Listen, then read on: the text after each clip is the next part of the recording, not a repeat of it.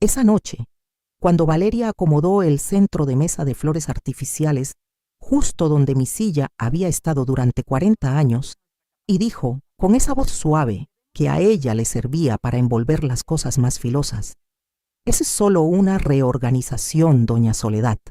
No hay que dramatizar». Sentí que el piso de mi propia cocina se abría debajo de mis pies. No fue el dolor lo que me paralizó primero, aunque el dolor estaba ahí, ardiendo desde el pecho hasta la garganta como un trago de agua hirviendo. Fue la vergüenza. Esa vergüenza particular que solo existe cuando te humillan en tu propia casa, frente a tu propia familia, con tu propio mantel de Nochebuena puesto.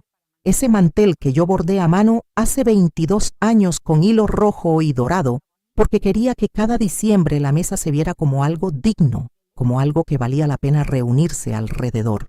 Mis manos temblaban debajo del delantal sin que yo pudiera hacer nada para detenerlas. Ese temblor pequeño e involuntario que tiene el cuerpo cuando recibe un golpe que la mente todavía no terminó de procesar. El olor del mole negro llenaba toda la casa. Ese olor que me llevó 2 días construir con los chiles y el chocolate y las especias, y que en ese momento se me volvió casi insoportable porque era el olor del esfuerzo de alguien que ya no tenía lugar donde sentarse en su propia mesa. Miré a Rodrigo, mi hijo, el hombre que cargué en estas espaldas durante 42 años, primero en el vientre y luego en la vida entera.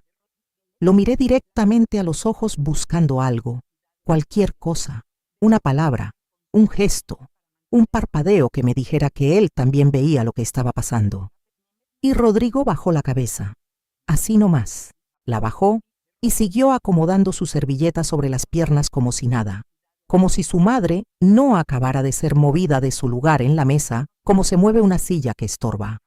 El silencio que siguió fue de los que pesan, de los que se pueden medir, de los que dejan marca. Nadie habló. Los cuñados miraron el plato. La esposa del cuñado mayor fingió revisar el teléfono. Los adolescentes no entendían nada todavía, pero sintieron el aire cambiar y se quedaron muy quietos, con esa antena que tienen los jóvenes para detectar cuando algo grave acaba de ocurrir, aunque no sepan nombrarlo. Y yo me quedé parada ahí, con mis 68 años encima, con mis manos que huelen permanentemente a tela y a hilo, aunque ya no cosa por necesidad, con mi vestido guinda que había planchado esa mañana con tanto cuidado, parada frente a la silla lateral, donde Valeria me indicaba con una sonrisa que me sentara, como si me estuviera haciendo un favor, como si ese rincón junto a la pared fuera un privilegio y no un destierro. Solo Mateo, mi Mateo de 6 años, se acercó a mí sin que nadie se lo pidiera y tomó mi mano con sus 2 manos pequeñas y calientes, sin decir una sola palabra, con esa sabiduría silenciosa que tienen los niños que todavía no aprendieron a mirar para otro lado cuando alguien necesita que lo miren. Ese gesto pequeño, esas manitas alrededor de las mías, fue lo único que me impidió que algo se me rompiera del todo en ese momento. Esa noche, cuando todos se fueron y la casa quedó en silencio, abrí el cajón de madera que había mantenido cerrado con llave durante 20 años, el cajón de Aurelio, y llamé al notario. Me llamo Soledad Ibarra, tengo 68 años y he vivido toda mi vida en Puebla, en la colonia Xonaca, en la misma casa de paredes color ocre que Aurelio y yo compramos cuando teníamos poco más de 20 años y creíamos que el mundo era exactamente tan grande como nuestro amor y tan manejable como una deuda a plazos. La casa tiene un patio interior donde crecen nochebuenas y un árbol de guayaba que da fruta cada otoño, y una cocina con azulejos de Talavera en blanco y azul que yo misma escogí uno por uno en el mercado El Parián hace 40 años, y un cuarto de costura donde vive mi máquina Singer junto a los carretes de hilo organizados por color en una repisa de madera que hizo Aurelio un sábado por la tarde con las manos y una satisfacción enorme en la cara. Esa casa es todo lo que tengo y es todo lo que necesito.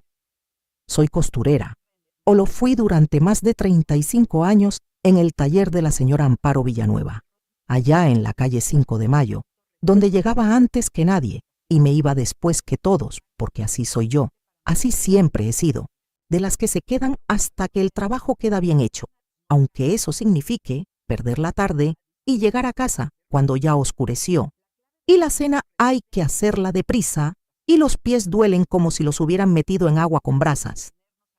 En ese taller aprendí a cortar telas de seda sin que se deshilacharan, a pegar cierres invisibles que no se notaban ni tocándolos, a bordar a mano con una precisión que la señora Amparo decía que era un don, pero que yo siempre supe que era simplemente paciencia acumulada. La paciencia de alguien que aprendió desde chica que las cosas buenas requieren tiempo y manos quietas, y ojos que no se distraen. Me jubilé hace 6 años con una pensión que no alcanza para mucho, pero que administro con el mismo cuidado con el que siempre administré todo en esta vida, que es con lápiz, con libreta y con la convicción de que cada peso que entra tiene que rendir el doble, porque no hay nadie más que lo haga rendir por ti. Aurelio murió hace 23 años. Infarto fulminante, le dijeron, como si eso explicara algo, como si el corazón de un hombre de 45 años pudiera simplemente decidir parar en medio de un turno en la fábrica textil sin ninguna razón que valiera la pena nombrar. Llegó en una ambulancia que ya no tenía prisa. Lo vi entrar por esa puerta color ocre en una camilla, con la cara tan quieta que parecía dormido, y me quedé parada en el umbral sin poder moverme durante un tiempo que no supe medir. Mientras Rodrigo, que en ese entonces tenía 19 años, lloraba detrás de mí con un llanto de hombre joven que todavía no sabe qué hacer con el dolor que no esperaba. Y desde ese día, Rodrigo y yo nos quedamos solos en esta casa, él con sus 19 años recién cumplidos y yo con 45, y con la certeza de que la vida seguía, aunque no supiera todavía de qué manera ni hacia dónde. Lo crié yo sola. Lo crié con estas manos, con esta espalda, con estos ojos que aprendieron a no llorar frente a él para que él no aprendiera el miedo antes de tiempo. Y lo quise como solo saben querer las madres que también son padre, que también son sostén, que también son la voz que dice sí se puede, aunque adentro no estén tan seguras. Pero yo no vine aquí a contarles el final primero sin que entiendan el camino que me trajo hasta esa noche de Nochebuena, hasta esa silla lateral junto a la pared, hasta ese cajón de madera con cerradura que por fin abrí después de tanto tiempo. Para entender lo que pasó esa noche hay que entender lo que pasó durante 40 años. Y eso, mis queridas, lleva un rato, porque 40 años de vida no caben en 2 palabras, aunque uno quisiera resumirlos.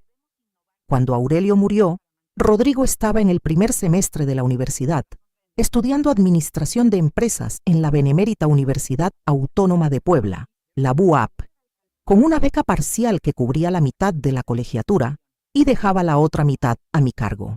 Esa otra mitad eran 3.500 pesos al mes, que en ese entonces representaban casi la mitad de lo que yo ganaba en el taller, con horas y horas de trabajo encima de una máquina bajo luces de neón que zumbaban todo el día como un insecto que no se cansa. Me quedé pensando muchas noches en si debía pedirle que dejara la universidad, que trabajara, que entre los dos levantáramos la casa. Me lo pregunté de verdad, sentada en este mismo sillón de terciopelo verde, mirando el techo y oyendo el silencio que Aurelio había dejado en cada rincón de la casa. Pero no pude. No pude porque Aurelio había soñado tanto con que Rodrigo tuviera lo que él no tuvo, que sacar a mi hijo de la universidad me parecía sacar a Aurelio de entre los vivos una segunda vez. Así que me quedé con la otra mitad.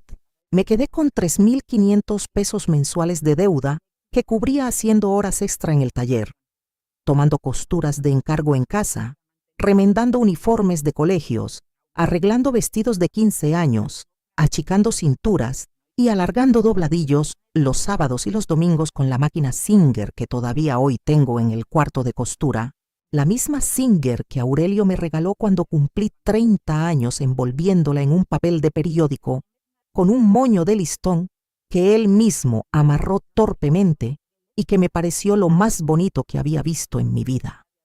Recuerdo que esos sábados de costura empezaban antes de que saliera el sol y terminaban cuando el cuello ya no aguantaba más y los ojos pedían descanso.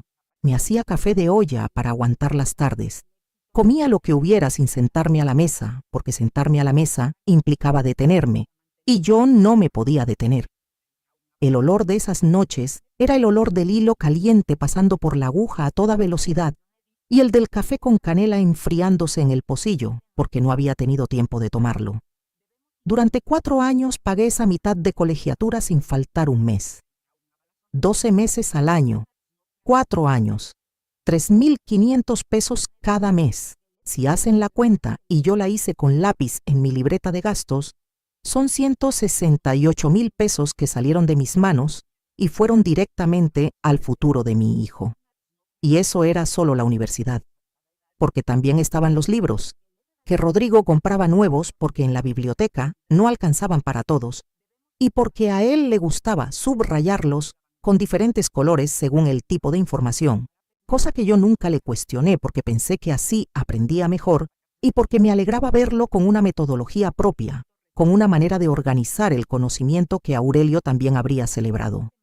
Y estaba la ropa, porque un muchacho universitario no puede andar con ropa rota ni con zapatos viejos, y yo lo sabía.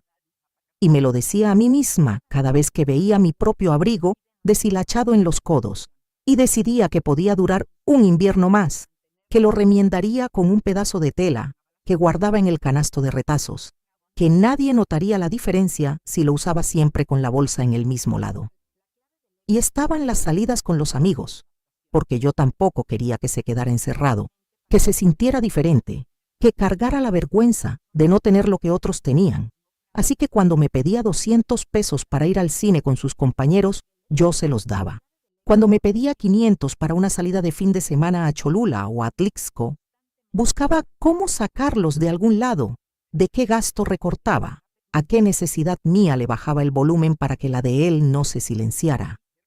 Cuando me dijo que necesitaba una computadora para los trabajos de la escuela, porque todos sus compañeros tenían, y él no podía seguir yendo al cibercafé de la esquina a escribir sus tareas. Me senté esa noche en el sillón de Aurelio y pensé durante un rato largo en qué podía hacer. Y entonces recordé los aretes. Los aretes de mi madre eran lo único de valor real que yo tenía además de la casa y la Singer. Unos aretes de aro con filigrana de oro, de esos que hacen los artesanos de Oaxaca, con una paciencia que se parece mucho a la mía, que mi madre usó durante toda su vida adulta y que me dejó en una cajita de cartón forrada con papel de China azul cuando murió. Los guardaba en el fondo del cajón de la cómoda, detrás de los calcetines gruesos del invierno, en un lugar donde nadie pensaría buscarlos. Los sacaba a veces, no para ponérmelos, sino para mirarlos, para recordar las manos de mi madre y el olor de su cuello cuando me abrazaba de chica. Los llevé a una joyería en la calle Reforma, una joyería de las que compran oro viejo, y el señor que me atendió los miró con una lupa pequeña y me ofreció 4.800 pesos. Valían el doble como mínimo, eso lo sabía yo, pero también sabía que no tenía tiempo de buscar mejor precio ni de esperar a que alguien me pagara lo justo. Le dije que sí. Me dio los billetes en un sobre. Fui directo a la tienda de computadoras y compré la que Rodrigo había señalado en un catálogo. No le dije de dónde había salido el dinero. Le dije que había hecho un trabajo extra grande, un encargo especial, una señora que pagó bien por un vestido de noche con bordado completo. Y él me dijo, «Gracias, ma», con la cara iluminada de quien acaba de recibir exactamente lo que quería. Y se fue con su computadora nueva sin preguntar más. Me quedé parada en la puerta de la casa viéndolo alejarse por la calle, y me dije que los aretes habían cumplido su función, que mi madre, donde estuviera, entendería, que las madres siempre entienden estas cosas. Cuando se graduó, 5 años después, porque reprobó 2 materias y tuvo que recursar, yo estaba en primera fila con mi vestido azul marino que había comprado especialmente para esa ocasión en una tienda del centro, el único vestido nuevo que me compré en casi una década. Y lloraba, de una manera que no era solo orgullo, sino también alivio. El alivio enorme de quien ha cargado un peso muy grande durante mucho tiempo y por fin puede soltar aunque sea un poco. Rodrigo se veía guapo con su toga, tan parecido a Aurelio en la forma de la mandíbula y en la manera de sonreír con solo la mitad de la boca. Esa sonrisa torcida que Aurelio tenía cuando le daba vergüenza que lo vieran contento. Y yo pensé que si Aurelio pudiera vernos en ese momento, sería el hombre más feliz del mundo. Guardé esa imagen durante años. La imagen de Rodrigo en su toga con la sonrisa torcida de su padre. Y la usé muchas veces después como escudo contra la duda, como recordatorio de que todo lo que había hecho valía la pena. Los primeros trabajos de Rodrigo no pagaban mucho, y durante casi 3 años siguió viviendo en la casa, comiendo en la casa, usando el agua y la luz de la casa, y yo seguía haciéndome cargo de todo sin pedirle que contribuyera, porque me decía que era joven, que estaba empezando, que ya habría tiempo para que las cosas se equilibraran. Cocinaba para los dos todos los días, hacía su ropa, le planchaba las camisas para el trabajo, le preparaba el desayuno antes de que saliera, aunque eso implicara levantarme 40 minutos antes de lo que necesitaba. Y no me pesaba, que eso también hay que decirlo con honestidad. En ese entonces no me pesaba, porque él seguía siendo mi hijo y yo seguía siendo su madre. Y esa dinámica me resultaba natural, casi reconfortante, la continuación de algo que yo conocía y que me daba sentido. El problema es que esa dinámica es sana cuando es transitoria y se vuelve una trampa cuando se convierte en la única forma que dos personas saben relacionarse. Cuando por fin empezó a ganar mejor y rentó un departamento en la colonia La Paz, al otro lado de la ciudad, yo sentí algo raro, una mezcla de vacío y de tranquilidad, como cuando por fin cierras una ventana que llevaba mucho tiempo abierta y el viento se va, pero también el ruido. Lo extrañé. Claro que lo extrañé, pero también dormí mejor. Y también empecé a notar cuánto dinero me sobraba a fin de mes cuando no tenía que alimentar a un hombre joven con hambre de trabajador que llegaba a las 9 de la noche con el apetito de quien no desayunó bien. Fue la primera vez en décadas que pude ahorrar algo para mí. Poquito, pero algo. Abría la libreta de gastos el último día del mes y veía que el número no estaba en cero, que había algo, que ese algo era mío sin que le debiera una explicación a nadie. Y sentía algo parecido a lo que imagino que siente la gente cuando respira aire fresco después de un cuarto cerrado.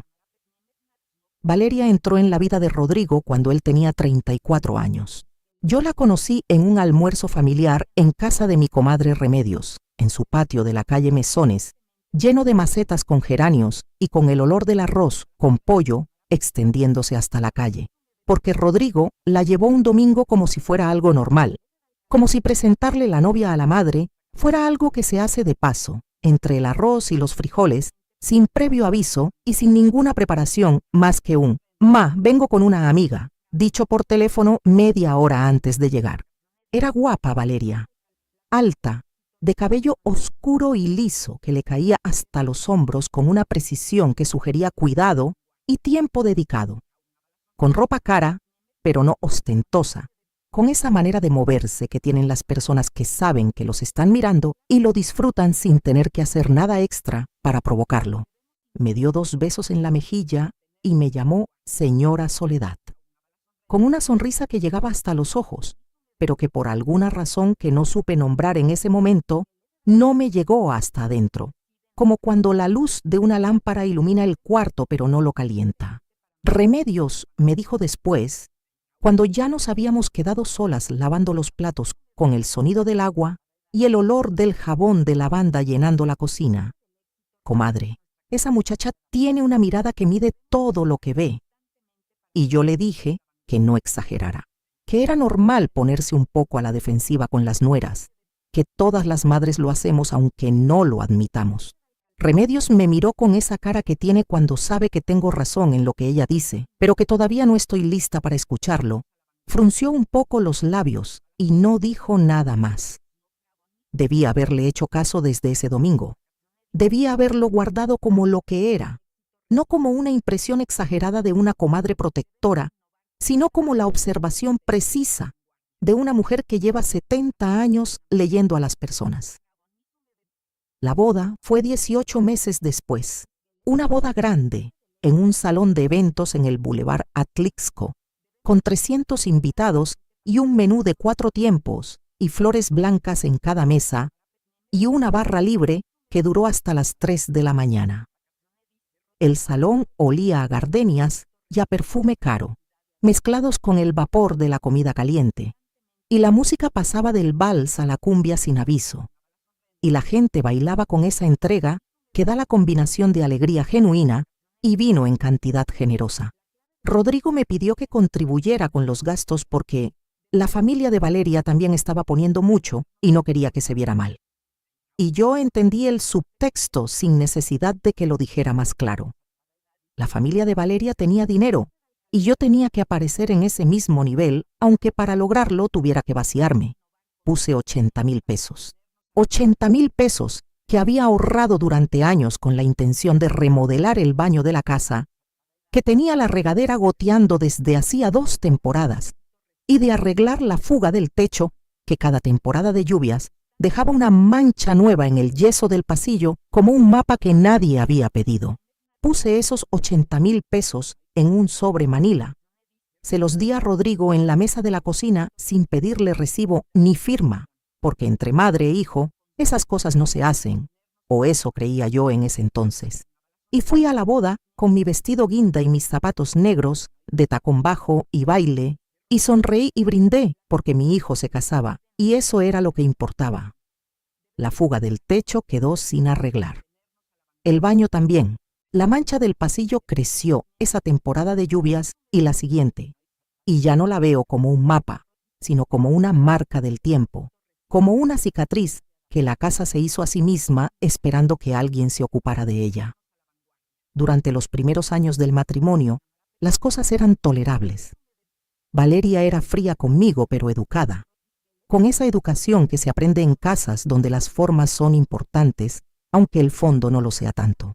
Me llamaba señora Soledad siempre, nunca suegra, ni mucho menos algo más afectuoso, pero yo lo aceptaba porque pensé que era su manera de ser, que algunas personas simplemente no son de las que abrazan fácil, ni de las que se abren de golpe, y que con el tiempo y la confianza eso podría cambiar.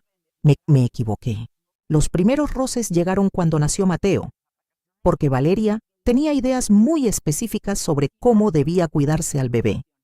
Y ninguna de esas ideas incluía mis métodos, que son los métodos con los que crié a un hombre sano, que llegó a adulto sin mayores traumas visibles. No podía cargar al niño cuando lloraba porque lo iba a malacostumbrar. No podía darle de comer lo que yo cocinaba porque no sabía los ingredientes exactos y Mateo tiene el estómago delicado. No podía llevarlo al parque sola porque no tenía el cochecito adecuado para el tipo de piso de ese parque en particular. Había siempre una razón específica y razonable en apariencia, que sumada a las otras razones específicas y razonables, formaba un muro muy claro. Soledad Ibarra no estaba calificada para participar en la crianza de su propio nieto. Cada vez que llegaba a visitarlos, que era cada vez menos seguido porque el departamento de la colonia La Paz quedaba lejos y el camión tardaba casi 1 hora desde Xonaca, con 2 transbordos, sentía que estaba entrando a un territorio donde las reglas eran de Valeria. Y yo era una visita que se toleraba por cortesía y que debía agradecer ese privilegio, comportándose debidamente, es decir, siendo útil cuando se lo pedían e invisible cuando no.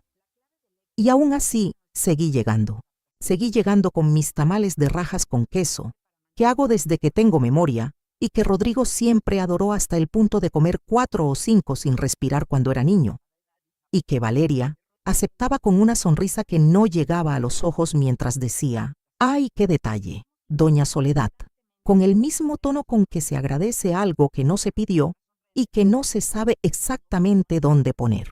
Los tamales aparecían luego en la cocina sin abrir, o a veces Rodrigo me mencionaba después que Valeria los había regalado a la vecina porque ya tenían mucha comida. Seguí llegando con mi bordado para los pañales del bebé, que pasé 2 semanas haciendo con el hilo más suave que encontré en la mercería de don Aurelio en la calle Palafox, unos pañales de tela de algodón con florecitas azules y el nombre de Mateo en letra cursiva que me quedó perfecta, aunque me costó rehacerla 3 veces hasta que quedó como yo quería. Valeria los recibió, los miró, dijo que eran muy bonitos, con esa voz que no dice nada, y guarda los pañales en un cajón para las fotos, sin que yo los volviera a ver nunca más en el cuerpo de mi nieto.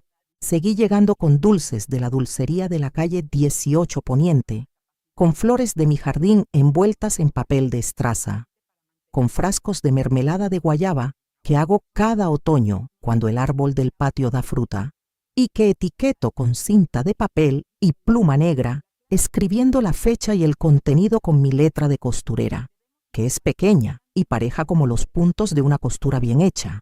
Y cada vez que llegaba, el recibimiento era un grado más frío, como si la temperatura de ese departamento bajara un poco más con cada visita mía.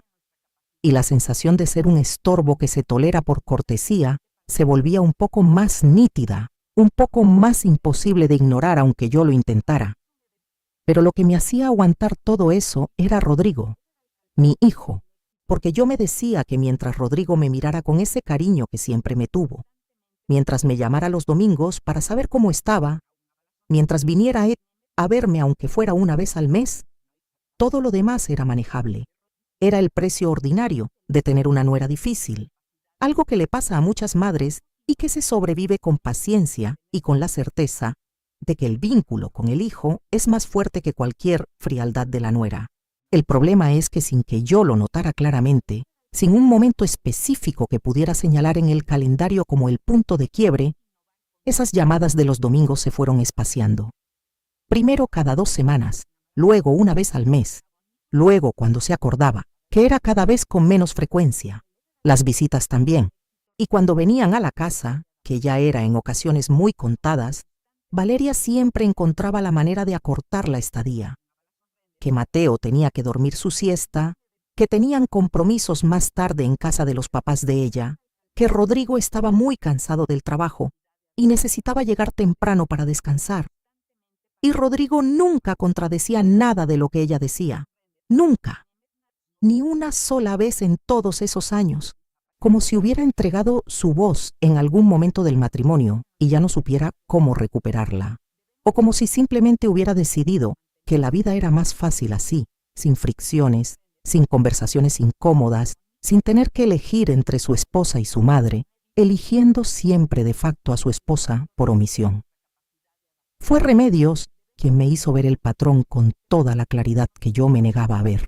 Un martes de octubre, hace casi 2 años, nos sentamos en su patio de la calle Mesones a tomar café de olla bien cargado con el calor del barro en las manos, comiendo orejas de la panadería La Flor de Puebla, que queda 2 cuadras de su casa, con ese sol de octubre que en Puebla tiene una calidad especial. Más suave que el de verano, pero todavía caliente.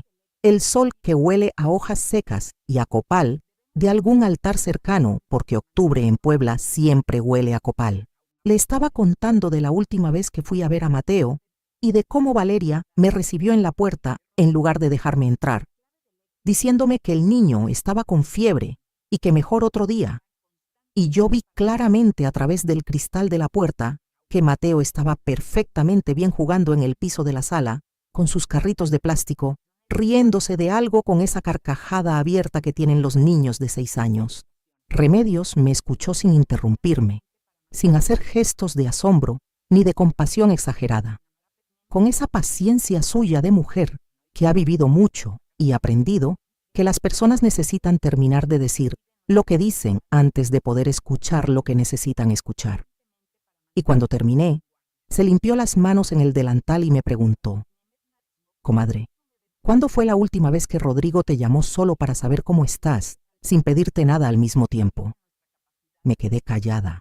Pensé de verdad, rebuscando en los últimos meses, repasando conversaciones, tratando de encontrar una sola llamada que hubiera empezado y terminado sin ninguna petición implícita o explícita. No encontré ninguna. ¿Cuándo fue la última vez que fueron a visitarte sin que tú los hubieras invitado o recordado primero? Volví a quedarme callada. El café se estaba enfriando en el pocillo y yo lo miraba sin tomarlo. ¿Cuándo fue la última vez que Rodrigo te dio las gracias, no por algo específico que acabaras de hacer, sino por todo lo que eres para él, por haber sido quien eres todos estos años? Esa pregunta me dolió de una manera que no esperaba. Me dolió en algún lugar muy adentro donde yo creía que todo ya había terminado de doler y que las cicatrices habían endurecido lo suficiente para no sentirlas. Y no supe qué contestar. Me quedé mirando el café frío en el pocillo y no supe qué contestar. Esa noche volví a casa caminando despacio por la calle Reforma, con el frío de octubre colándose por el cuello del abrigo y el sonido de mis propios pasos en las banquetas de piedra que en Puebla tienen ese sonido particular, más hueco, más antiguo que en otras ciudades. Me preparé una taza de té de manzanilla porque el estómago lo pedía y me senté en el sillón de Aurelio. Ese sillón de terciopelo verde oscuro, un poco desgastado en los brazos pero todavía firme, que compramos juntos en un mercado de segunda mano cuando recién nos casamos y que él usaba para leer el periódico los domingos con la taza de café negro en equilibrio sobre el brazo del sillón y la tranquilidad absoluta de quien está exactamente donde quiere estar. Me siento ahí cuando necesito pensar. Me siento ahí cuando necesito sentirme acompañada aunque esté sola. El terciopelo todavía conserva algo del olor de Aurelio, o eso me digo yo, aunque sé que quizás ya no es verdad, y es solo mi memoria que pone el olor donde quiere encontrarlo. Y esa noche me senté ahí con mi té de manzanilla y me permití ver lo que había estado evitando ver durante años, como cuando enciendes la luz de un cuarto que has evitado iluminar, y el desorden que encuentras no te sorprende tanto como esperabas porque en el fondo ya sabías lo que había. Había un patrón. No era una colección de malos entendidos aislados, ni una serie de coincidencias desafortunadas que podrían explicarse por el carácter de Valeria o por el ritmo apurado de la vida moderna de una pareja joven, con hijo y trabajos demandantes.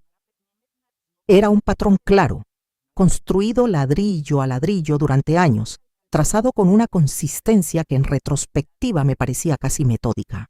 Desde que Valeria entró en la vida de Rodrigo, mi lugar en esa familia había ido reduciéndose de manera sistemática y gradual, tan gradual que yo no lo había visto porque cuando el agua sube 1 milímetro a la vez, uno no siente que se está ahogando. Primero me quitaron la opinión. Dejaron de consultarme nada sobre Mateo, sobre la casa, sobre los planes familiares, y cuando yo ofrecía alguna, encontraban la manera de minimizarla o de redirigirla sin confrontación directa. Luego me quitaron la presencia. Las visitas se volvieron más cortas, más espaciadas, más administradas. Y yo dejé de ser alguien que se visita porque se quiere, y me convertí en alguien que se visita porque es lo que se hace con las madres una vez al mes para no sentirse mal. Luego me quitaron la voz, que es lo más difícil de recuperar. Cuando hablaba en alguna reunión familiar, Valeria encontraba siempre la manera de interrumpir o de cambiar el tema con una naturalidad que resultaba casi admirable si no fuera tan deliberada. Y Rodrigo, en lugar de hacer nada, seguía el ritmo de su esposa como si fuera música, que él también conocía de memoria, como si yo no fuera su madre, sino una figura del pasado que había cumplido su función y que ahora simplemente existía en los márgenes de su vida nueva y organizada. Entonces hice algo que nunca había hecho en 42 años de ser la madre de Rodrigo. Me callé. Me callé yo también y lo dejé en silencio para ver qué pasaba. Dejé de llamar los domingos. Dejé de mandar mensajes preguntando si iban a venir a comer. Dejé de preparar comida extra con la secreta esperanza de que se aparecieran sin avisar, como solían hacer cuando Rodrigo era joven y llegaba a cualquier hora con hambre. Dejé de tener la casa barrida y presentable por si acaso. Dejé de esperar el sonido de la puerta. Y me quedé contando los días en silencio, midiendo la temperatura de algo que siempre había asumido que estaba ahí, pero que nunca había sometido a prueba. Pasaron 11 días. 11 días completos sin una sola llamada, sin un solo mensaje de buenos días, sin ninguna señal de que mi existencia le generaba a alguien en esa familia algún tipo de preocupación o añoranza. 11 días en que el teléfono no sonó de ese lado. Y cuando Rodrigo llamó al fin, al día 12, no fue para preguntar cómo estaba, si había comido bien si el frío de noviembre me había caído en los huesos como suele pasarme, si necesitaba algo, si me sentía bien, fue para pedirme si podía quedarme con Mateo el fin de semana, porque él y Valeria tenían un viaje a Tehuacán planeado desde hacía meses y la niñera había cancelado por una urgencia familiar. Contesté el teléfono, lo escuché con calma y le dije con la voz más tranquila que pude que ese fin de semana no podía, que tenía planes. Hubo un silencio al otro lado de la línea que era casi cómico de tan sorprendido. El silencio de alguien que marcó un número esperando que el otro lado fuera una respuesta automática y recibió, en cambio, una pregunta. ¿Planes? ¿Qué planes, ma? Me dolió que le pareciera imposible. Me dolió en ese lugar preciso de la dignidad donde duelen las cosas que revelan cómo nos ve la gente que amamos. Me dolió que en su cabeza yo fuera alguien sin agenda propia, alguien cuya vida era un espacio en blanco siempre disponible para llenarse con las necesidades ajenas. Planes, mijo, planes. Ya te cuento otro día. Y colgué.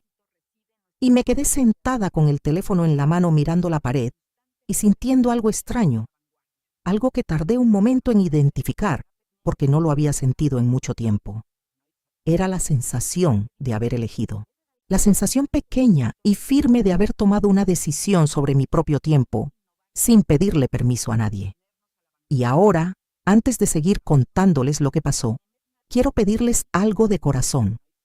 Si esta historia les está llegando, si algo de lo que acabo de contarles les resulta familiar, si han sentido alguna vez esa sensación de ser invisibles justo para las personas por las que más han dado, por favor regálenme un like y suscríbanse al canal. Eso me ayuda muchísimo a que estas historias lleguen a más personas que las necesitan escuchar. Y a mí me da fuerzas para seguir contándolas con la misma honestidad con que estoy contando esta. Gracias de verdad. Ahora sí, sigamos. Después de esa llamada, algo empezó a moverse dentro de mí, no de golpe, no con un chasquido dramático ni con una revelación iluminada, sino de la manera en que se mueven las cosas importantes, que es despacio y en silencio, como cuando el agua va tallando la piedra sin que nadie lo note, hasta que un día la piedra ya no es la misma, aunque siga en el mismo lugar. Saqué la máquina Singer del cuarto de costura y la puse en el comedor, junto a la ventana que da al jardín donde crecen las nochebuenas, y la limpié con un trapo húmedo como si la estuviera saludando después de un tiempo sin vernos, que era exactamente lo que era. Y empecé a coser. Pero esta vez no cosí para nadie más. Por primera vez en décadas cosí para mí. Me hice una blusa de tela de algodón con flores bordadas que había comprado hace años en el mercado El Parián y que había guardado envuelta en papel de seda pensando que algún día encontraría la ocasión correcta para usarla, sin darme cuenta de que estaba esperando que alguien más me dijera cuándo era la ocasión correcta para usar mis propias telas.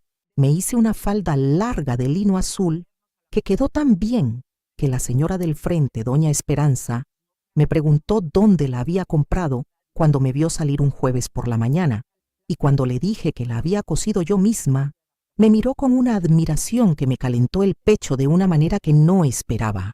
Me hice un delantal de cocina bordado con mis iniciales, S.I., en hilo color mostaza, en letras grandes en el centro, porque ¿por qué no? Porque nadie me había dicho que los delantales de las señoras de 68 años no podían llevar sus iniciales bordadas si a ellas les daba la gana. Y si alguien me lo hubiera dicho, no le habría hecho caso de todas formas. Cosí durante horas, con la radio puesta en una estación que pasa boleros de los años 50 y 60, con la voz de Lucho Gatica y de Toña la Negra llenando el comedor, mientras afuera el jardín tenía ese verde intenso de noviembre que en Puebla viene con la última lluvia de la temporada. Y me di cuenta de que hacía años que no sentía esa clase de placer limpio que no le debe nada a nadie. Ese placer que no necesita justificarse ni ser útil para nadie más. También me apunté a un grupo de caminata que vi en un aviso pegado en el poste de la esquina de Mesones y Reforma, escrito a mano en papel amarillo con letras de marcador negro. Grupo de caminata para mujeres mayores de 50 años, todos los jueves a las 7 de la mañana, Punto de encuentro, Parque Ecológico de Puebla. Cuota voluntaria, todas bienvenidas. Fui el primer jueves con mis tenis más cómodos, los que tengo desde hace 3 años, y que siempre guardé para ocasiones especiales sin terminar de entender qué hacía que un momento fuera lo suficientemente especial como para merecer los tenis buenos, y con una chamarra de color verde que me compré ese mismo mes, en un tianguis de la colonia, sin preguntarle el color a nadie ni cuestionarme si era apropiada para mi edad. Éramos 7 mujeres ese primer día, reunidas en la entrada del parque con el aliento visible en el aire frío de la mañana y la luz todavía horizontal entre los árboles de pirú y ahuehuete. Para el tercer jueves ya éramos 12, para el segundo mes 20, y caminábamos por los senderos de tierra entre los árboles, hablando de nuestros hijos y de nuestras vidas, y de lo que nos había costado llegar hasta aquí, y de cómo queríamos vivir los años que todavía nos quedaban. Y reíamos de cosas que a veces eran ridículas, y a veces eran tristes, y a veces eran las dos cosas al mismo tiempo, que es cuando más hay que reír. Conocí a Carmen, que fue maestra de primaria durante 30 años en una escuela de la colonia Analco, y que ahora pintaba acuarelas en su comedor, con una alegría que yo le envidiaba de la buena manera, de la manera que te hace querer encontrar tu propia versión de ese mismo placer.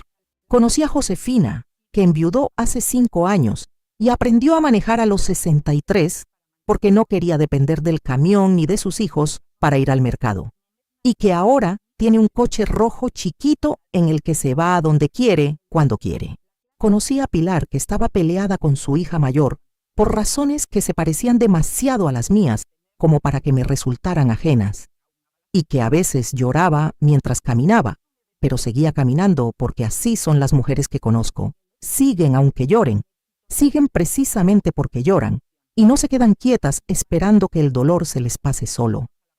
Y empecé a planear el viaje a Oaxaca que había postergado durante más de 20 años. Aurelio y yo siempre quisimos ir juntos. Siempre hablamos de hacer ese viaje para nuestro 10º aniversario, de quedarnos una semana, de subir a Monte Albán al amanecer y de comer en el mercado Benito Juárez y de comprar barro negro en Coyotepec y de ver el árbol del tule que dicen que es el más ancho del mundo. Pero ese año Rodrigo se enfermó de apendicitis y el dinero del viaje se fue al hospital sin pensarlo 2 veces. Y después vino la muerte de Aurelio y Oaxaca se quedó en la lista de las cosas que quedaron sin hacer, de las cosas que habían pertenecido a un futuro que ya no existía de la misma manera. Cada año siguiente me decía que ese sería el año, y cada año aparecía una necesidad más urgente, un gasto que no podía esperar, una razón para aplazarlo. Pero ese noviembre, sentada frente a la Singer con los boleros en la radio y las nochebuenas creciendo en el jardín, decidí que Oaxaca no podía esperar más. Llamé a una agencia de viajes pequeña en la calle 5 de Mayo, cerca de donde quedaba el taller de la señora Amparo, y pregunté por paquetes de fin de semana largo. La señorita me explicó las opciones con mucha paciencia y yo elegí una de 3 días y 2 noches que incluía hotel en el centro histórico a 2 cuadras del Zócalo, visita guiada a Monte Albán en la mañana del segundo día y una clase de cocina oaxaqueña donde enseñaban a hacer tlayudas y mole negro desde cero. Costaba 3,200 pesos por persona. Los pagué directamente con mi tarjeta de débito de la cuenta que había abierto solo a mi nombre en el banco del centro, la cuenta que nadie más que yo sabía que existía, donde depositaba una parte de mi pensión cada mes sin que le rindiera cuentas a nadie. Cuando colgué el teléfono me quedé sentada un momento en el silencio de la tarde con la libreta de la agencia en la mano y sentí algo que tardé un rato en reconocer porque no lo había sentido en mucho tiempo en su versión más pura. Era libertad. Una libertad pequeña y concreta, del tamaño exacto de 3 días en Oaxaca y de un número de confirmación de reserva, pero libertad, al fin y al cabo, libertad mía, ganada con mi propio dinero y dedicada a mi propio placer sin que nadie tuviera nada que decir al respecto. Y quiero hacer una pausa aquí un momento, en este punto de mi historia, donde las cosas empezaban a cambiar, para preguntarles algo que genuinamente me da mucha curiosidad. ¿De qué ciudad o país me están escuchando hoy? Déjenmelo en los comentarios, de verdad me encanta saber hasta dónde llegan estas historias. A veces me sorprendo muchísimo de la cantidad de personas que viven situaciones tan parecidas en lugares tan diferentes. Mujeres en México y en Colombia y en Argentina y en España y en Perú y en Chile y en Venezuela, todas pasando por cosas que se parecen demasiado entre sí para ser pura coincidencia. Cuéntenme desde dónde me escuchan, que me alegra mucho saberlo. Fue en ese periodo de silencio y de reconstrucción personal cuando llegó el mensaje de Rodrigo diciendo que, por supuesto, la cena de Nochebuena sería en mi casa, como siempre, porque Valeria había decidido que era más práctico reunirse allá dado el tamaño del espacio. Noten bien la lógica de eso. No fue una pregunta. No fue, «Ma, ¿te parece bien que vayamos este año a tu casa para Navidad? ¿Te viene bien?» Fue una declaración presentada como un hecho establecido. La cena sería en mi casa, porque era más práctico para ellos, porque mi casa es grande y la suya es más chica, y la comodidad de Valeria y de Rodrigo era la razón suficiente y completa. Y yo, en lugar de decir que no, en lugar de decir que ese año yo también tenía mis propios planes y mis propios tiempos, contesté que sí, porque soy quien soy, y porque hay cosas que se aprenden de golpe y hay cosas que se aprenden de a poco, y esto fue de las segundas. Contesté que sí, y me puse a preparar la cena con todo el cuidado de siempre, porque si había algo que yo nunca le había quitado a la Nochebuena, era el cuidado. Hice romeritos con mole negro, que me lleva 2 días completos porque el mole lo preparo desde cero con los chiles ancho y mulato, y pasilla remojados y tostados con cuidado para que no se amarguen, con el chocolate de metate de la tienda de la calle 18, con las especias molidas a mano en el molcajete de piedra volcánica que tengo desde antes de casarme, con el caldo de pollo que hice desde el día anterior con huesos y hierbas de olor. El olor del mole haciéndose en la olla durante horas llena la casa de una manera que no tiene comparación. Un olor denso y oscuro y complejo que se mete en las paredes y en los textiles y que 3 días después todavía lo encuentras en el cuarto de costuras y respiras profundo. Hice bacalao a la vizcaína, la receta de mi mamá, que era la receta de su mamá, con sus papas cortadas en cuartos y sus aceitunas y sus chiles güeros y sus jitomates asados y su aceite de oliva, que es el que diferencia el bacalao bueno del regular. Hice ponche con tejocotes y guayabas del árbol del patio y caña y tamarindo y canela y piloncillo, que lleva horas en la lumbre a fuego muy bajo y que llena el patio de un vapor dulce y especiado que se puede oler desde la calle. Puse el mantel bordado de hilo rojo y dorado que hice hace 22 años, tarde por tarde, mientras Rodrigo estudiaba en la mesa de la cocina, y Aurelio todavía vivía, y la casa tenía una temperatura distinta, más habitada, más llena. Saqué los platos de talavera de la vajilla de bodas, que son blancos con flores azules en el borde, y que había guardado durante 23 años sin romper ni uno, ni siquiera el que se cayó una vez, y que de milagro no se partió, sino que solo perdió una astilla pequeña en el borde que nadie nota si no la busca. Puse flores de Nochebuena en el centro de la mesa, las que yo misma cultivé en el patio durante meses, unas de un rojo tan encendido que parecían tener luz propia. Y puse mi silla en la cabecera, donde siempre ha estado, donde he estado yo en cada Nochebuena de esta casa desde que tengo memoria. Llegaron a las 8 de la noche con ese frío seco de diciembre en Puebla que se mete hasta los huesos y que huele a leña y a pólvora de los cohetes que ya empezaban a sonar en algún barrio cercano. Mateo entró corriendo antes que sus padres y llegó a mí con los brazos abiertos y me abrazó con una fuerza que no corresponde al tamaño de un niño de 6 años. El abrazo de alguien que genuinamente extraña a alguien y que todavía no ha aprendido a disimularlo.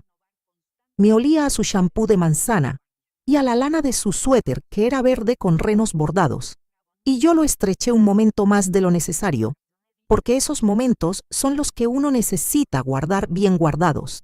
Llegaron también el cuñado mayor, don Ernesto, con su esposa Fernanda y sus 2 hijos adolescentes, que ya tienen esa torpeza silenciosa de quien está en ese territorio extraño entre la infancia y la adultez, y no sabe muy bien qué cara poner en ninguna situación. En total éramos 9 personas alrededor de esa mesa que yo había puesto con tanta dedicación y tanto amor durante 2 días. Me metí a la cocina a revisar el mole, a asegurarme de que el calor seguía parejo, a oler el bacalao y el ponche, a hacer las cosas que hace una anfitriona en los últimos minutos antes de servir, ese ritual pequeño y sagrado de la cocina antes de la mesa.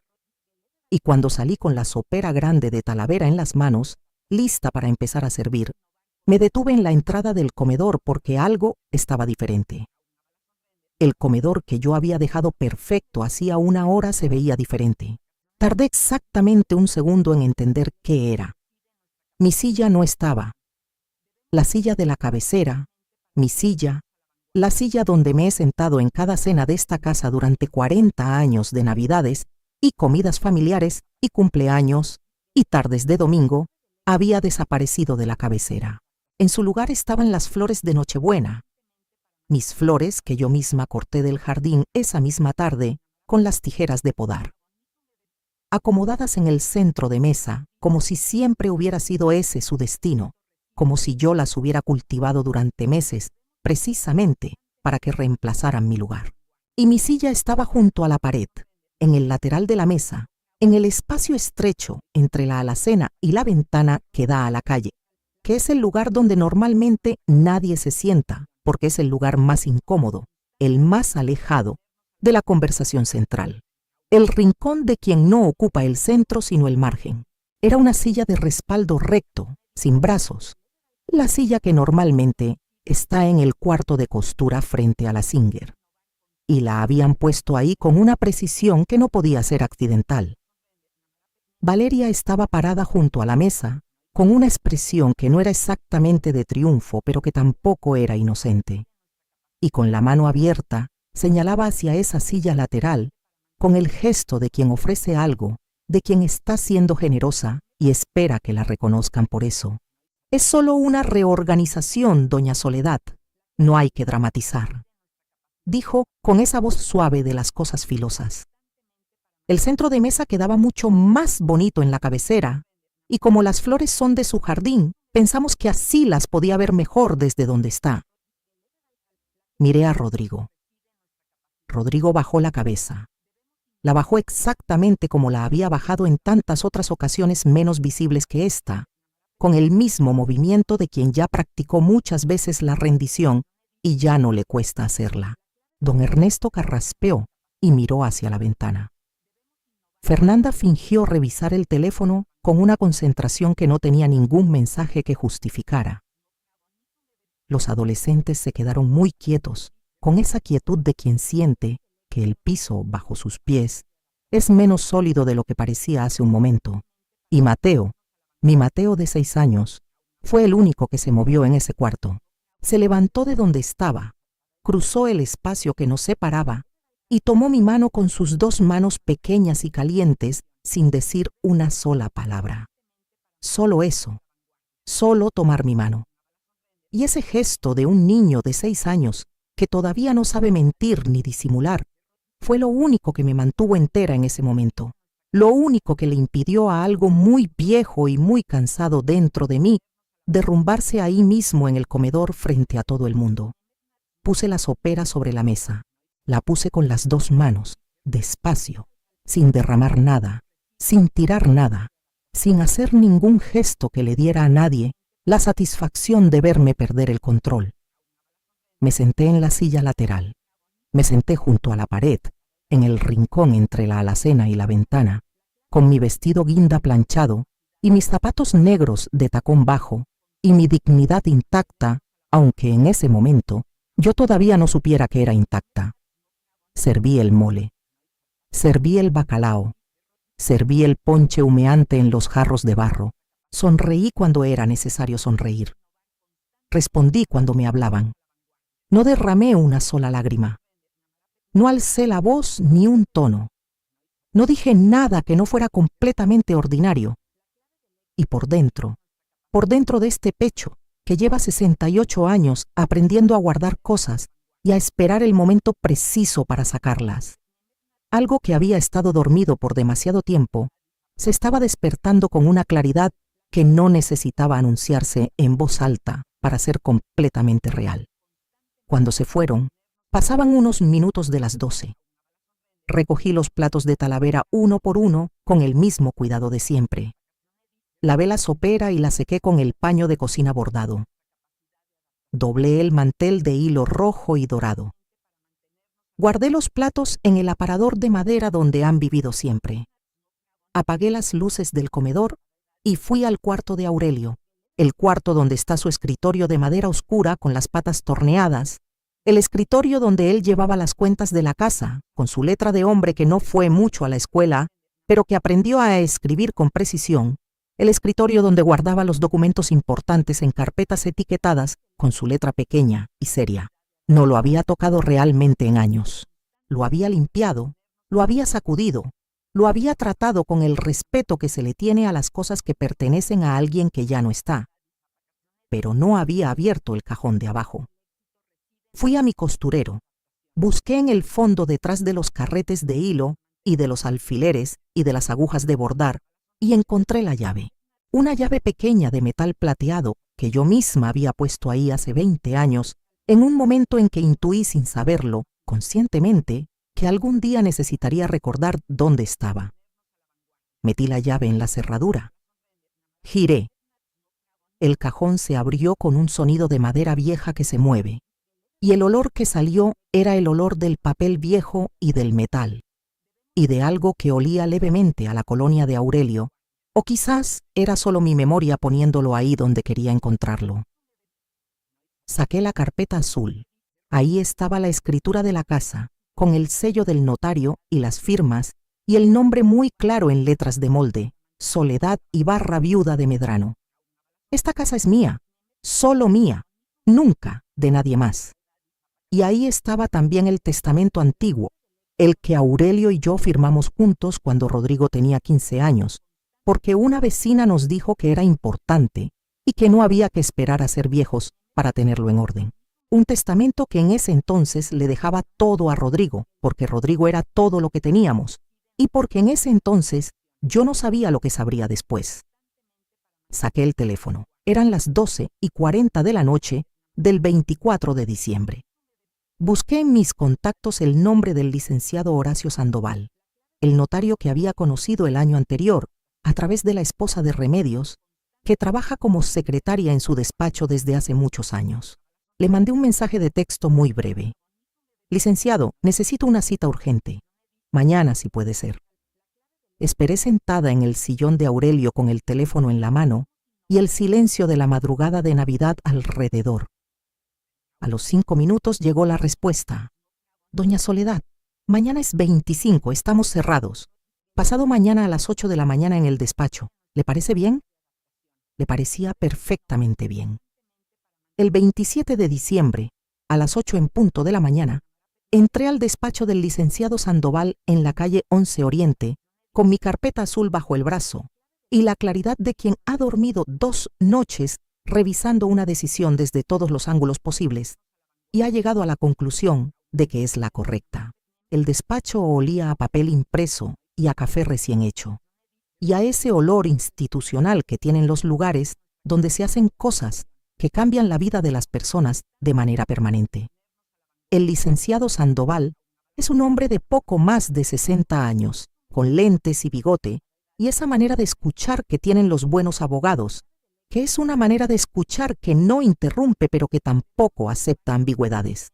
Le expliqué lo que quería con toda la precisión que pude, sin rodeos y sin dramatismos, como quien tiene claro lo que necesita y solo requiere que alguien con los conocimientos apropiados le ayude a ejecutarlo. Él escuchó, tomó notas en un cuaderno de hojas cuadriculadas, hizo preguntas técnicas sobre la propiedad y sobre el estado del testamento original. Pidió ver la escritura. ¿Está segura de esto, doña Soledad? Completamente segura, licenciado. ¿Ha conversado con su hijo antes de tomar esta decisión? Todavía no. y prefiero que primero quede en papel antes de hablar con él. Asintió sin juzgar nada, que es una de las cosas que uno agradece de los buenos notarios. Tardamos casi 2 horas en revisar las opciones, en entender las implicaciones de cada una, en definir la estructura que mejor se ajustaba a lo que yo quería. Al final, el Nuevo Testamento establecía que la casa en la colonia Shonaka pasaría a una fundación comunitaria que apoyaba a mujeres en situación de vulnerabilidad económica. Una fundación que Remedios me había mencionado alguna vez y que yo había guardado en la memoria sin saber todavía para qué, con la condición de que, mientras yo viviera, la casa era mía y de nadie más, y que nadie más tenía derecho de disposición sobre ella. Y la herencia de Rodrigo quedaba condicionada a un proceso que el licenciado redactó con términos jurídicos precisos, pero cuyo significado era completamente claro. El amor no es suficiente garantía cuando no viene acompañado de respeto. Salí del despacho a las 10:15 de la mañana con el sol de diciembre en la cara y el documento nuevo firmado y sellado guardado en la carpeta azul. Fui directo a la panadería de la calle Palafox, la misma donde compramos las orejas los martes con Remedios, y me compré 2 orejas y un café americano en vaso de unicel. Me senté en una silla afuera, en la banqueta, con el sol dándome en los hombros y el ruido ordinario de la calle Palafox a esa hora, los camiones y los puestos y las señoras con sus bolsas del mercado y los niños de vacaciones que corrían sin destino particular.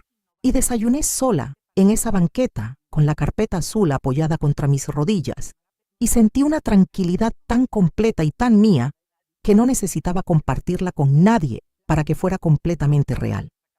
Rodrigo tardó 3 semanas en llamar. 3 semanas en que yo continué mi vida con la misma precisión y el mismo cuidado con que siempre la había llevado, solo que ahora sin el peso de esperar nada de nadie que no me lo hubiera ganado. Fui a Oaxaca en los primeros días de enero, en el viaje que había reservado en noviembre. Subí a Monte Albán al amanecer y me quedé parada en la plataforma norte viendo cómo el sol salía sobre el valle del Atoyac, con esa lentitud majestuosa que tienen los amaneceres en los lugares altos, y pensé en Aurelio y en lo que hubiera dicho si hubiera estado ahí, y lloré un poco, porque los lloros que se lloran en lugares hermosos son los que más alivian. Comí chapulines en el mercado Benito Juárez con tortilla y guacamole, que es algo que no pensé que haría, pero que hice porque quise, y porque ya no había nadie mirando que fuera a opinar sobre si era apropiado o no. Tomé la clase de cocina y aprendí a hacer el mole negro oaxaqueño, que es diferente al poblano pero que tiene la misma filosofía de las cosas que requieren paciencia y capas de sabor. Pasé el año nuevo en casa de Remedios, en una cena que se fue hasta las 2 de la mañana con su familia y sus vecinos, y yo en la cabecera de su mesa, donde ella me puso porque dijo que era el lugar que merecía, con un vaso de ponche caliente y una sensación de pertenencia que no se puede fingir ni se puede comprar. Rodrigo llamó en la segunda semana de enero, no para saber cómo había pasado el año nuevo ni cómo había ido a Oaxaca, sino porque Valeria había descubierto algo. No supe exactamente cómo lo descubrió, si fue a través de algún papel que encontró entre las cosas de Rodrigo o por alguna conversación que escuchó a medias, pero lo había descubierto. Y Rodrigo llamó con una voz que yo no le había escuchado antes, una voz entre controlada y asustada que me reveló más sobre el estado de su matrimonio que cualquier cosa que él me hubiera dicho en años. Ma, necesito que hablemos. Es urgente. Claro, mijo. ¿Cuándo quieres venir? Hoy puede ser. Hoy tengo la caminata en la mañana y después tengo que ir a la mercería. A las 5 de la tarde te espero aquí. Llegaron a las 5 con puntualidad que no les conocía. Yo había puesto café y pan de yema en la mesa del comedor, la misma mesa con el mantel bordado de hilo rojo y dorado, y me había sentado en mi silla, en la cabecera, que es donde me siento en mi propia casa, porque es mi propia casa, y ese es mi lugar, y siempre lo ha sido y siempre lo será mientras yo viva. Valeria entró con una expresión que era nueva en su cara, algo que tardé un momento en identificar y que finalmente reconocí como incertidumbre. No la incertidumbre pequeña de quien no sabe si el café va a estar bien o si el tráfico va a estar pesado. La incertidumbre real y profunda de quien de repente no sabe cuál es su posición en el cuarto donde está parada. De quien acaba de descubrir que el terreno que creía conocer tiene dimensiones que desconocía.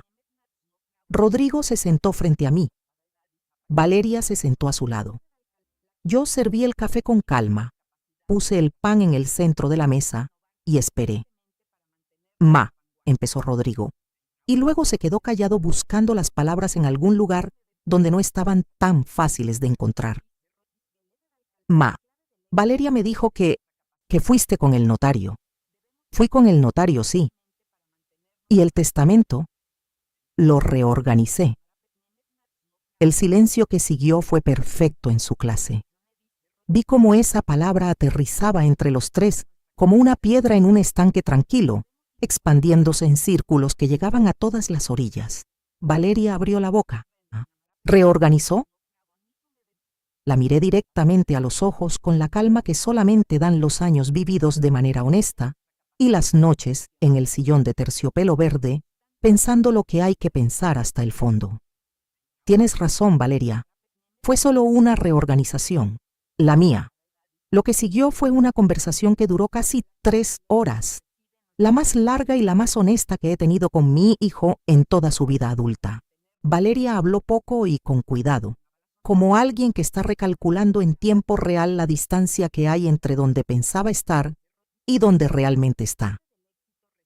Rodrigo habló mucho, más de lo que me había hablado en los últimos años combinados, y lo que dijo tenía esa textura irregular y verdadera de las cosas que llevan mucho tiempo guardadas, y que al salir no son perfectas ni ordenadas, pero sí son genuinas. Me dijo que sabía que las cosas no habían estado bien durante mucho tiempo. Me dijo que había dejado pasar demasiadas cosas que no debió dejar pasar, que había confundido la paz del hogar con dejar que su esposa tomara decisiones que él debería haber cuestionado. Me dijo que la noche de Nochebuena, cuando vio que yo colocaba la sopera en la mesa sin decir nada y me sentaba en la silla del rincón sin protestar, sintió algo en el estómago que lo mantuvo despierto mucho tiempo después de que apagaron la luz. ¿Y aún así no dijiste nada esa noche? Le pregunté sin levantar la voz, sin rabia acumulada, con la pregunta más directa y más necesaria que le he hecho en la vida. Bajó la cabeza de la misma manera en que la había bajado en la cena, y luego la levantó, que es lo que no hizo esa noche. No, ma, no dije nada esa noche. Y estuvo muy mal, y lo siento. Esas 4 palabras al final, sencillas y sin adorno, y lo siento, me llegaron a un lugar que yo no sabía que todavía estaba esperando algo. No me deshicieron. No me hicieron retroceder en nada de lo que había decidido, pero me hicieron saber que mi hijo todavía estaba ahí, debajo de todo lo que había dejado que se pusiera encima. Le expliqué lo que había hecho con detalle y con claridad. Le expliqué la escritura, la historia del testamento original, lo que el nuevo establecía y por qué. Le expliqué que esta casa había sido mía desde el primer día y que eso nunca había cambiado, solo que yo nunca lo había necesitado mencionar porque asumía que el amor de familia era suficiente garantía y que una noche de diciembre aprendí que el amor sin respeto no garantiza nada. Valeria, que había estado escuchando con una quietud que le costaba mantener, dijo en un momento: «Doña Soledad, si en algún momento la ofendí sin darme cuenta». La interrumpí con voz tranquila pero sin desviarme. «Valeria, no fue sin darte cuenta. Me quitaste el lugar en mi propia mesa, en mi propia casa, en mi propia Nochebuena, y le llamaste reorganización. Eso requiere que te des cuenta de lo que estás haciendo. No busco que me pidas disculpas, busco que no vuelva a ocurrir y que si algún día Mateo tiene que escoger entre sus padres y alguien que lo quiere de verdad, no tenga que hacerlo porque los adultos en su vida aprendieron a comportarse como adultos». Rodrigo me miró un momento largo. Valeria también. Y dijo Rodrigo finalmente, con la voz de alguien que está eligiendo conscientemente en qué dirección pararse: «No vuelve a pasar, ma. Te lo juro». No le devolví el testamento a como estaba. No ocurrió eso ni ocurrirá mientras yo viva, porque los documentos que uno firma en la madrugada de una Nochebuena, después de haber sido quitada de su propia mesa, son documentos que se firman con razones que no desaparecen solo porque después vengan las conversaciones. Lo que sí cambió fue el espacio entre nosotros, que se fue abriendo de a poco, con la lentitud y la honestidad de las cosas que se construyen de verdad. Rodrigo empezó a llamar los domingos de nuevo, pero esta vez de una manera diferente, con preguntas que no tenían necesidades escondidas detrás. Preguntaba cómo estaba, qué había hecho en la semana, si el árbol de guayaba había dado fruta. Preguntas pequeñas y reales.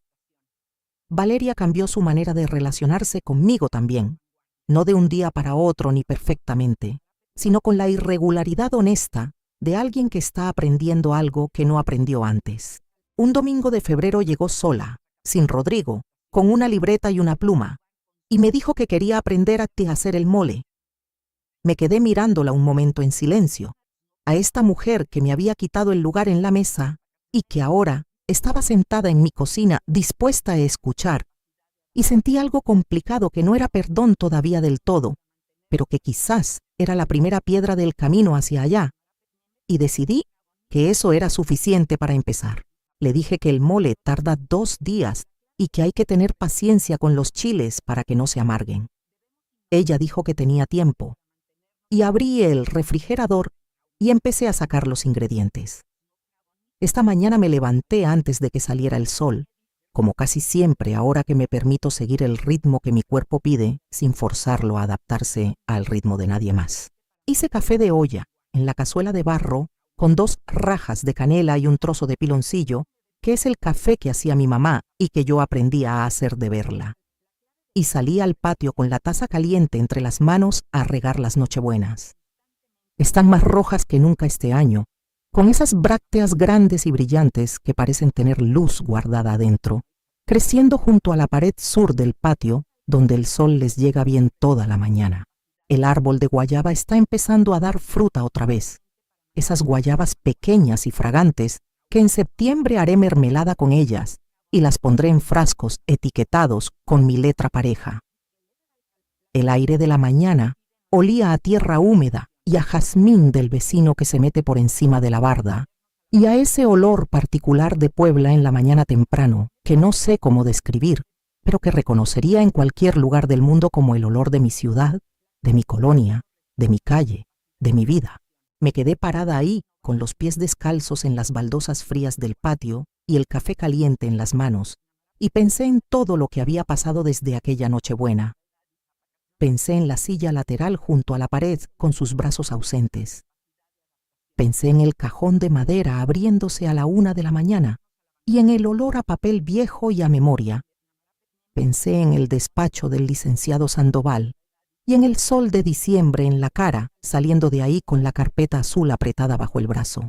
Pensé en Remedios preguntándome cuándo fue la última vez que Rodrigo me llamó solo para saber cómo estaba, y en que yo no supo contestar, y en que ahora sí sabría contestar, y la respuesta sería el domingo pasado.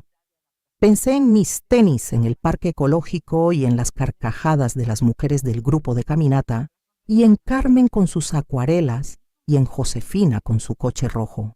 Pensé en Oaxaca y en el amanecer sobre el valle del Atoyac, visto desde la plataforma norte de Monte Albán, con el frío de enero en la cara y los ojos llenos de algo demasiado grande para llamarlo simplemente luz. Pensé en los aretes de filigrana de mi madre, vendidos en una joyería de la calle Reforma por 4.800 pesos para comprar una computadora que le abrió el futuro a un hombre que tardó muchos años en agradecerlo, pero que finalmente lo hizo, de la manera imperfecta y tardía en que se agradecen estas cosas cuando uno finalmente aprende a ver lo que tiene. Y me dije que los aretes habían cumplido su función, que todo lo que di cumplió su función, y que yo también tengo una función que no termina con nadie más que conmigo misma, y que esa función es estar aquí, regando estas nochebuenas, tomando este café, viviendo esta vida con la misma dignidad, y el mismo cuidado con que bordé ese mantel de hilo rojo y dorado hace 22 años.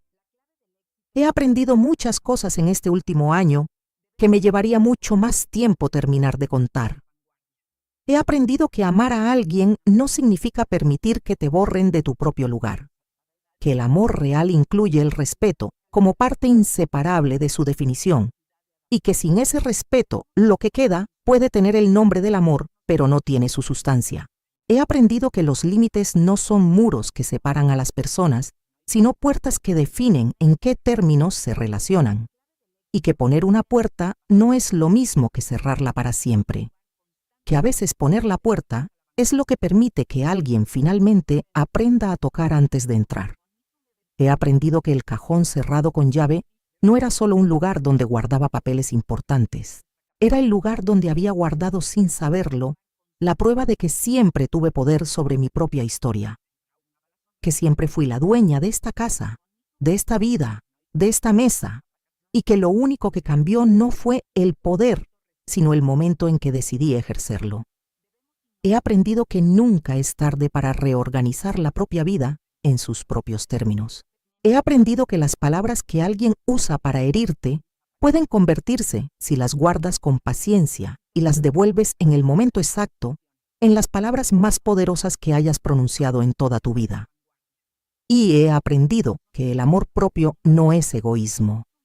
Es el primer amor sin el cual todos los demás amores quedan cojos, incompletos, construidos sobre un terreno que se hunde. Y con esto me despido por hoy. Pero antes de irme, quiero pedirles algo de corazón. Si esta historia les tocó, si les hizo pensar en alguien que conocen, si les recordó algo que vivieron o algo que están viviendo en este momento sin haber terminado de nombrarlo todavía, suscríbanse al canal para no perderse la próxima historia. Compartan este video con alguien que lo necesite escuchar. Con esa amiga que lleva años aguantando más de lo que debería. Con esa hermana que todavía no sabe que tiene el poder de reorganizar su propia vida. Con esa comadre que está esperando que alguien más le diga que está bien poner límites, que está bien querer su propio lugar en la mesa. Y díganme en los comentarios, en mi lugar, ¿qué habrían hecho ustedes? ¿Habrían abierto el cajón esa noche? ¿Habrían dicho algo en la cena? ¿O se habrían callado como yo? ¿Habrían perdonado? ¿Habrían puesto condiciones? ¿Habrían cerrado la puerta sin mirar atrás? Quiero leerlos a todos, de verdad, porque sus comentarios me enseñan tanto como las historias que yo cuento. Les mando un abrazo enorme desde este patio de Puebla, con olor a tierra húmeda y a guayaba y a café de olla, y nos vemos en el próximo relato. Les prometo que trae una sorpresa que no se esperan.